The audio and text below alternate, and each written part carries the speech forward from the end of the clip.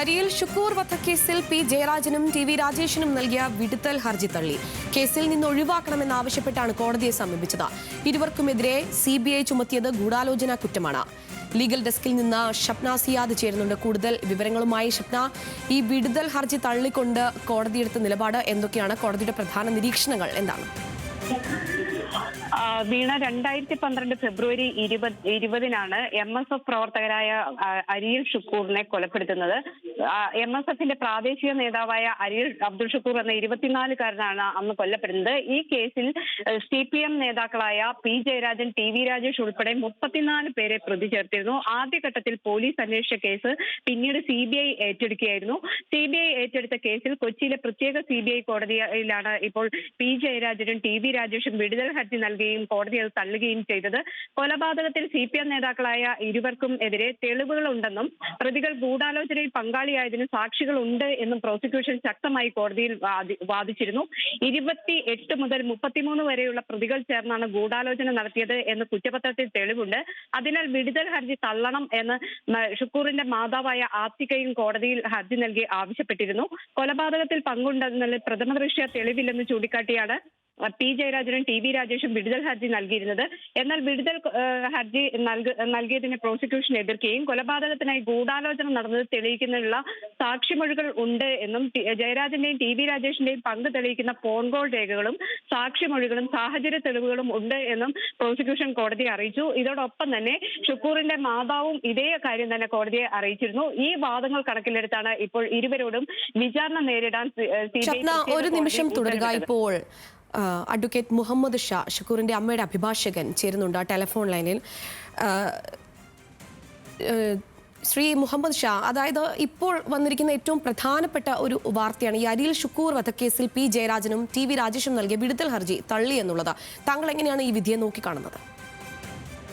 തീർച്ചയായിട്ടും ആ വിടുതൽ ഹർജി ഒരു തരത്തിലും തലതൽക്കത്ത ഒരു വിടുതൽ ഹർജി തന്നെയായിരുന്നു. കാരണം ഈ വിഷയം ആദ്യം ഉന്നയിച്ചപ്പോൾ തന്നെ ആത്തിക്കയ്ക്ക് വേണ്ടി അപ്പിയർ ചെയ്യുന്നതിന് വേണ്ടി പാർട്ടി തീരുമാനിക്കുകയും പാർട്ടി പ്രത്യക്ഷാടിസ്ഥാനത്തിൽ ഞാൻ അപ്പിയർ ചെയ്യുകയും ചെയ്തതാണ്. ഇതിന് വ്യക്തമായി അവർ പറയുന്നത് 2 പ്ലേസ് ഓഫ് ഒക്കറൻസസ് ഉണ്ട്. ഒന്ന് ഇതിലെ ഇവരെ അത് പൂട്ടിയിട്ട വീടും അത് ചുറ്റുവട്ടത്ത് കൊലപാതകം നടത്തിയ സ്ഥലവും അതൊരു place of occurrence. 2 place of incident എന്ന് പറഞ്ഞ് മറ്റൊന്നുള്ളത് കോപ്പറേറ്റീവ് മെഡിക്കൽ കോളേജ്, ഈ കോപ്പറേറ്റീവ് ഹോസ്പിറ്റലാണ്. ഹോസ്പിറ്റലിൽ വെച്ചാണ് ഇവർ ഗൂഢാലോചന നടത്തിയത്. ആ ഹോസ്പിറ്റലിൽ ജയരാജനും രാജേഷിനോടൊപ്പം മറ്റു 4 പ്രതികളും ഉണ്ടായിരുന്നു. ഈ 4 പ്രതികളിൽ 2 ആളുകൾ ഉച്ചയ്ക്ക് 1 മണിക്കും 3 മണിക്കും ഇടയ്ക്ക് ഈ ഹോസ്പിറ്റലിൽ നിന്നും കൊലപാതകം നടത്തിയ സ്ഥലത്തേക്ക് യാത്ര ചെയ്തിരിക്കുന്നു. 2 പേര്. അവരുടെ കോഡ് CDR പ്രകാരം അവരെവിടെയായിരുന്നു എന്നും അവരുടെ ലൊക്കേഷൻസ് ഒക്കെ ഐഡന്റിഫൈ ചെയ്യപ്പെട്ടിട്ടുണ്ട്. ഈ 6 പേര് ഒന്നിച്ച് ഒരു റൂമിലിരുന്ന് ഗൂഢാലോചന നടക്കുകയും റൂമിന് പുറത്തു വന്നു നിന്നുകൊണ്ട് ഇവരെ വകവരുത്താൻ വേണ്ടി ഡയറക്ഷൻ കൊടുക്കുന്നത് കേട്ടുകൊണ്ട് നിന്ന സാക്ഷികളുണ്ട്. പുറത്ത് കുറെ ആളുകൾ നിൽപ്പുണ്ട്. അപ്പൊ ഇവരെന്താണ് ഉദ്ദേശിക്കുന്നത് ആ സമയത്ത് മോട്ടീവ് പോലും ഒരു മണിക്കൂർ മുമ്പ്, അതായത് ഈ അതായത് ഈ കുട്ടികളെ പിടിച്ച് തുറങ്കലിലടക്കി വെക്കുന്നതിന് തൊട്ടു മുമ്പുള്ള 1 മണിക്കൂർ മുമ്പാണ്, അല്ലെങ്കിൽ ഒരു 1.5 മണിക്കൂർ മുമ്പാണ് പി ജയരാജനെയും രാജേഷിനെയും ആക്രമിക്കുന്നു എന്ന അലിഗേഷൻ വരുന്ന പ്രശ്നമുണ്ടാകുന്നത്. അതിനുശേഷം അവർ പോലീസ് സ്റ്റേഷനിൽ പോകുന്നു. അത് കഴിഞ്ഞ് ഹോസ്പിറ്റൽ വരുന്നു. ഹോസ്പിറ്റലിൽ വന്നതിന് ശേഷം ആ ഹോസ്പിറ്റൽ വെച്ച് നടന്ന ഗൂഢാലോചനയിൽ പങ്കെടുത്ത ആളുകൾ ഒറിജിനൽ ഷുക്കൂറിനെ വകവരുത്തിയ സ്ഥലത്തും ഉണ്ടായിരുന്നു എന്ന് സാക്ഷിമൊഴികളുണ്ട്, CDR റെക്കോർഡ്സ് ഉണ്ട്, എല്ലാ തെളിവുകളും ഉണ്ട്. അപ്പോൾ ഇവരുടെ പ്രസൻസ് വളരെ പേറ്റന്റ് ആയിട്ട് ഉണ്ട് എന്ന് ബോധ്യപ്പെട്ടിരിക്കുന്ന തെളിവുകൾ, ഓറൽ എവിഡൻസസ് ഉണ്ട്, ഡോക്യുമെന്ററി എവിഡൻസസ് ഉണ്ട്, ഇലക്ട്രോണിക് എവിഡൻസസ് ഉണ്ട്, സർക്കംസ്റ്റാൻഷ്യൽ എവിഡൻസസ് ഉണ്ട്. ഇത്രയും ഉള്ളപ്പോൾ ഒരു ഡിസ്ചാർജ് പെറ്റീഷന് യാതൊരു സാധ്യതയുമില്ല. അത് വ്യക്തമായി തന്നെ നമ്മൾ കോടതിയിൽ പറഞ്ഞു. CBI അതേ സ്റ്റാൻഡ് തന്നെ എടുത്തിട്ടുണ്ട്. അതുകൊണ്ട് തന്നെ അത് ഒരു തരത്തിലും ഡിസ്ചാർജ് എന്ന് മാത്രമല്ല, ഒരു കൺവിക്ഷന് വേണ്ട തെളിവുകളൊക്കെ ആസച്ചിപ്പോൾ അതിനകത്തുണ്ട്. അതുകൊണ്ട് കുറ്റകരമായി ഗൂഢാലോചനയിലും കൊലപാതകത്തിലും കക്ഷിയായി തന്നെ പ്രതികളായി തന്നെ മുന്നോട്ട് നല്ല രീതിയിൽ ട്രയൽ നടത്താം എന്ന് തന്നെയാണ് ഞങ്ങൾ പ്രതീക്ഷിക്കുന്നത്.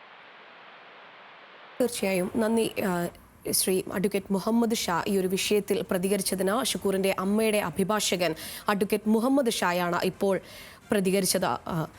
ഷപ്ന സിയാദ് ലീഗൽ ഡെസ്കിൽ നിന്ന് തുടരുന്നുണ്ട്. ഷപ്ന, ഇരുവർക്കുമെതിരെ CBI ചുമത്തിയത് ഗൂഢാലോചന കുറ്റമാണ്. അപ്പോൾ കേസിൽ നിന്ന് ഒഴിവാക്കണമെന്ന് ആവശ്യപ്പെട്ടുകൊണ്ടാണ് കോടതി ഇവർ സമീപിച്ചതും. അപ്പോൾ ഈ വിടുതൽ ഹർജി കോടതി തള്ളുമ്പോൾ അടുത്ത നടപടി എന്നോണം കാര്യങ്ങൾ എന്തായിരിക്കും ഇനി?